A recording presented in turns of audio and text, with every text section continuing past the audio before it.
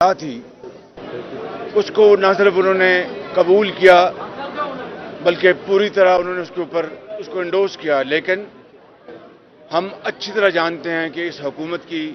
Commitments और इनकी जो बाशगाफ अल्फाज में हाँ मिलाना उसकी क्या कदर मंजिलत है हम अच्छी तरह जानते हैं। लेकिन आज अदालत उज़्मा में उन्होंने अटॉर्नी जनरल ने कहा है तो लेट्स होप कि वो अपनी इन कमिटमेंट्स को ऑनर करेंगे। मैं सुप्रीम कोर्ट बार काउंसिल के सदर का और उनके तमाम उनके ज़ुमा का शुक्रगुजार हूं कि उन्होंने अवामी मफाद में ये पटिशन उन्होंने दाखिल की। जो अदालत उज़्मा ने चीफ जस्टिस साहब ने और उनके साथ जो शरीक जो जज थे उन्होंने जो आज फरमाया है उसके बारे में तो हमारे लॉयर्स अभी आपको बताएंगे। लेकिन हमारी बतौर रिस्पोंडेंट्स ये हमारी इस्तदा थी कि स्पीकर ने जो आइन और कानून में दर्ज है 14 दिन की मुद्दत उसको वायलेट किया है तो ये आइन से इनहराफ है। ये हमारी दरख्वास्त थी अदालत उज़्मा के पास। और फिर उन्होंने 25 मार्च को इजलास बुलाया है जो कि यकीनन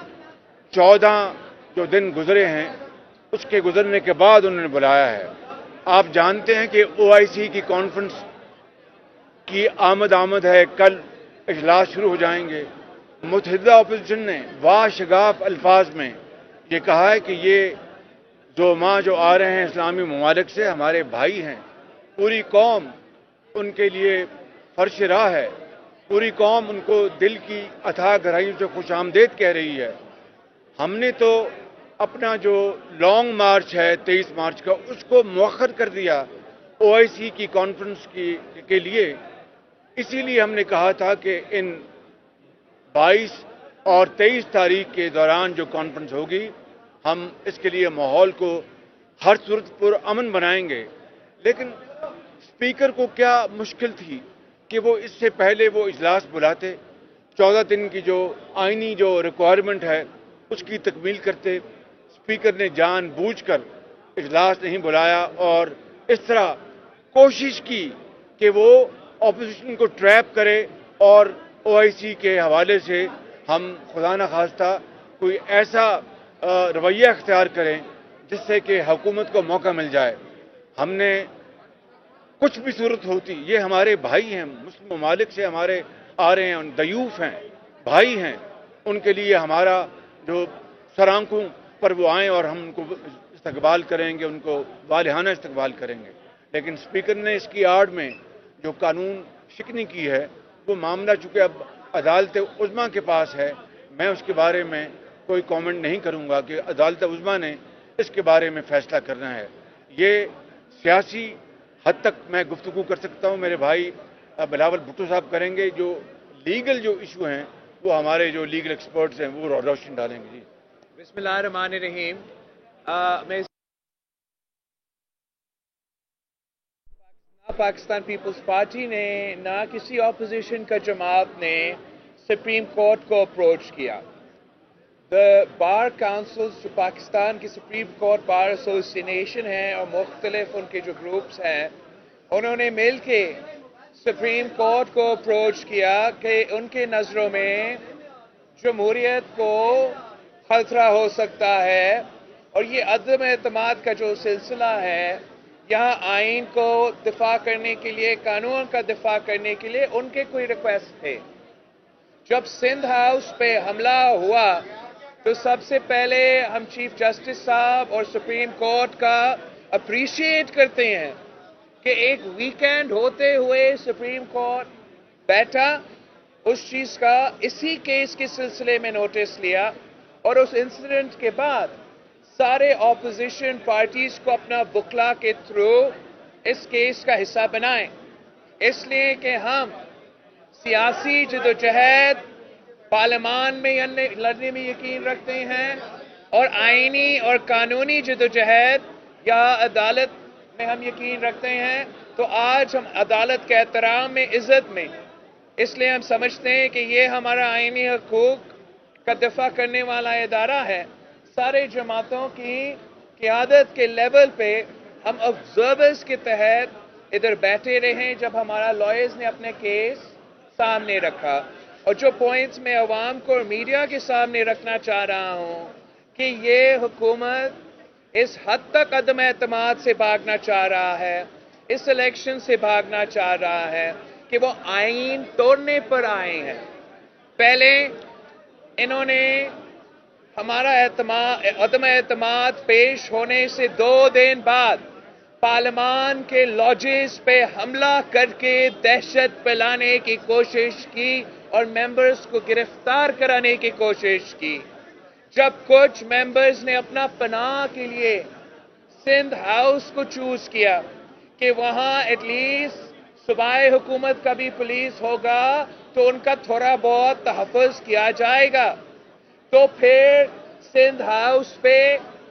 اور پارلیمان کے ممبرز کے خلاف ایک مہم چلایا گیا، اور پھر سندھ ہاؤس پہ اور وفاق پہ ایک حملہ کیا گیا، جمہوریت پہ حملہ کیا گیا، اور دہشت پھیلانے کی ایک اور کوشش تھی. اس کوشش کے بعد حکومت نے اسپیکر سے آئین توڑوایا. ہمارا بیچارہ اسپیکر کو میں میڈیا کے تھرو پیغام پہنچانا چاہ رہا ہوں،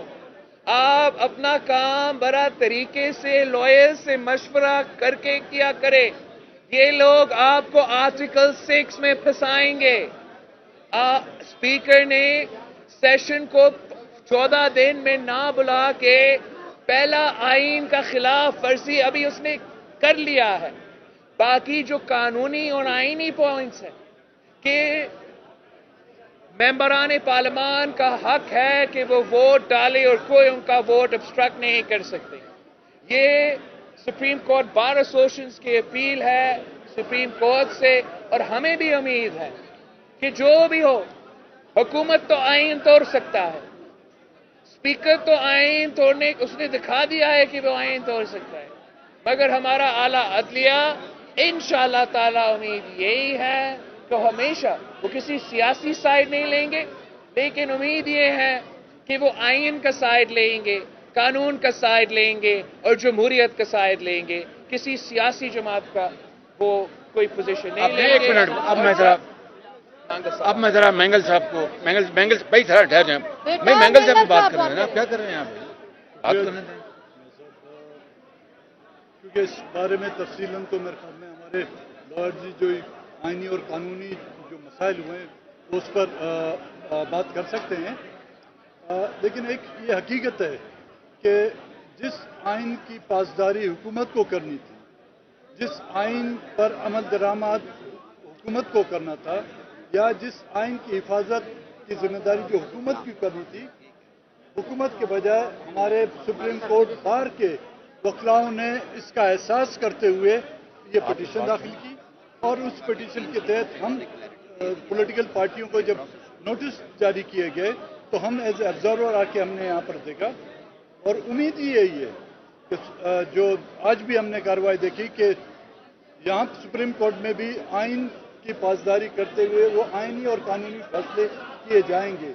مزید میرے خیال میں ہمارے جو لائرز ہیں وہ اس پر مزید تفصیل سے اب میں جناب اعظم نذیر تاہڑ صاحب کو گزارش کروں گا کہ وہ آپ کو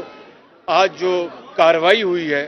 وہ لیگل پارلنس میں آپ کو بتا دیں، اور اس کے بعد کوئی سوال کا جواب ہم نہیں دیں گے کیونکہ یہ معاملہ اب سب جڑے سے. جی بہت بہت شکریہ جی. ایک سیکنڈ ذرا پہلے ایک کلیئرٹی آ جائے، جیسے کہ سیاسی رہنماؤں نے بھی شکریہ ادا کیا، سپریم کورٹ بار ایسوسی ایشن کا شکریہ ادا کیا کہ یہ ایک عوامی مفاد کا معاملہ تھا جس میں فلور ملا کورٹ کا پولیٹیکل پارٹیز کو بھی اور حکومت کو بھی. 3 چیزیں جو آج طے ہو گئی ہیں وہاں پہ اٹارنی جنرل صاحب کے افرمیٹو جواب کے بعد انہوں نے ایشورنسز دی ہیں. نمبر 1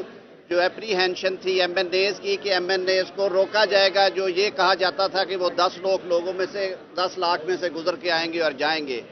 آج اٹارنی جنرل فار پاکستان نے کورٹ میں یہ بیان دیا اور اپنی ایشورنس ریکارڈ کروائی ہے، جسے کہ نوٹ بھی کیا کورٹ نے، کہ کسی الیکٹڈ ایم این اے کو نہیں روکا جائے گا اسمبلی کا اجلاس اٹینڈ کرنے سے. 1 نمبر 2 کسی ایم این اے کو جس پارٹی سے بھی ہو نہیں روکا جائے گا رائٹ آف ووٹ سے کہ وہ ووٹ دے. تیسری بات، جو صدارتی ریفرنس آیا ہے آرٹیکل 186 کا اوپینین مانگنے کے لیے، انہوں نے کہا کہ یہ فیوچرسٹک پوائنٹ آف ویو سے مستقبل کے لیے ہے اور اس کی وجہ سے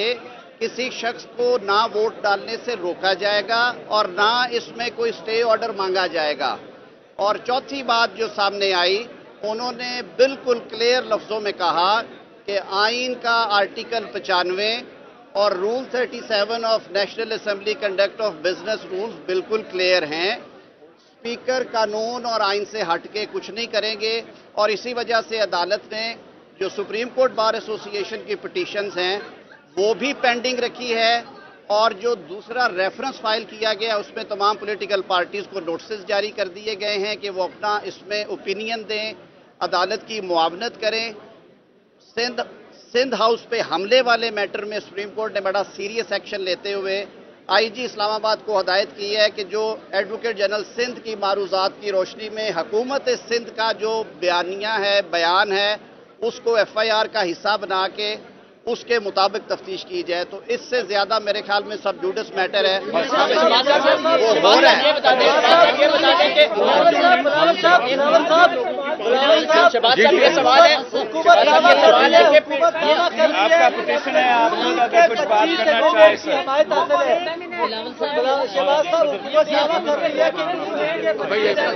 بھائی بات کریں، بات کریں بھائی، میں کوئی بات یہ ہے کہ سپریم کورٹ بار ایسوسی ایشن، آج ہائی کورٹ بار ایسوسی ایشن کے پریزیڈنٹ اکبر ڈوگر صاحب، وائس چیئرمین پنجاب بار اسلام آباد بار کونسل، تمام ہمارے جو نمائندے ہیں وہ آئے، انہوں نے آج کی پروسیڈنگز کو اٹینڈ کیا۔ ہمارا صرف اور صرف موقف یہ ہے کہ ملک میں